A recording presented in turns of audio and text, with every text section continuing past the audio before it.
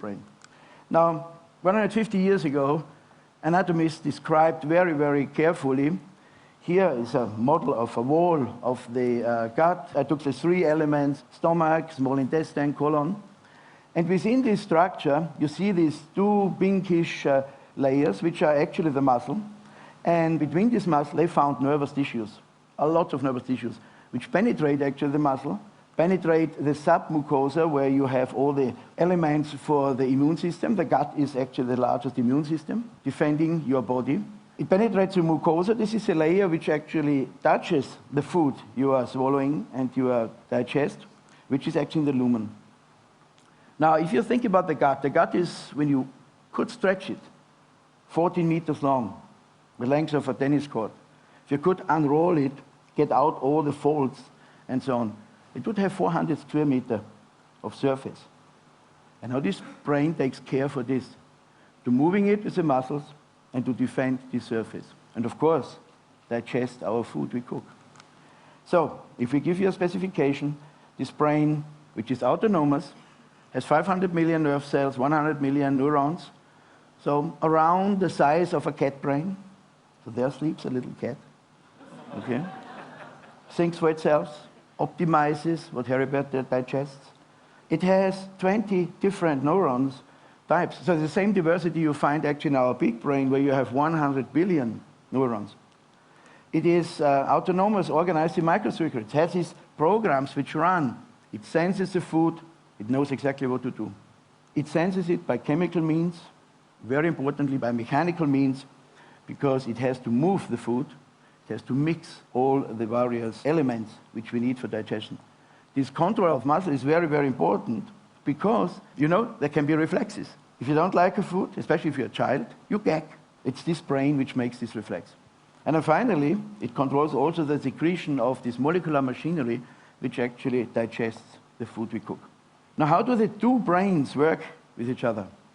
I took here a model from robotics. It's called the subsumption architecture.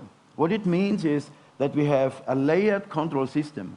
The lower layer, our gut brain, has its own goals, digestion, defense, and we have the higher brain with its goal of integration and generating behaviors. Now both look, and this is the blue arrow, both look to the same food which is in the lumen, in the area of your intestine. The big brain integrates signals which come from the running programs of the lower brain, but subsumption means that the higher brain can interfere with the lower. It can replace or it can inhibit, actually, signals. So if we take two types of signals, a hunger signal, for example, if you have an empty stomach, your stomach produces a hormone called ghrelin. It's a very big signal. It's sent to the brain and say, go and eat. You have stop signals. We have up to 8 stop signals. At least in my case, they are not listened to. Okay? So what happened?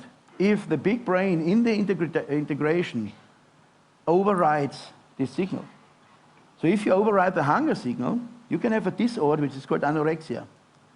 Despite of generating a healthy hunger signal, the big brain ignores it and activates different programs in the gut. The more usual case is overeating. It actually takes the signal and changes it, and we continue. Even our 8 signals would say, stop, enough, we have transferred enough energy. Now the interesting thing is that along this lower layer, this gut, the signal becomes stronger and stronger if undigested but digestible material could penetrate. This we found from bariatric surgery, that then the signal will be very, very high. So now back to the cooking question and back to the design. We have learned to talk to the big brain, taste and reward, as you know. Now what would be the language we have to talk to the gut brain that its signals are so strong that the big brain cannot ignore it? That we would generate something all of us would like to have, a balance between the hunger and the satiation. Now I give you from our research a very short glimpse. This is fat digestion. You have on your left an olive oil droplet. And this olive oil droplet gets attacked by enzyme. This is an in vitro experiment. It's very difficult to work in the intestine. Now, everyone would expect that when the degradation of the oil happens, when the constituents are liberated, they disappear. They go away because they absorb. Actually, what happens is that a very intricate structure appears, and I hope you can see that there are some ring-like structures in the middle image, which is water. This whole system generates a huge surface to allow more enzyme to attack the remaining oil. And finally, on your right side, you see a bubbly, cell-like structure appearing from which the body will absorb the fat.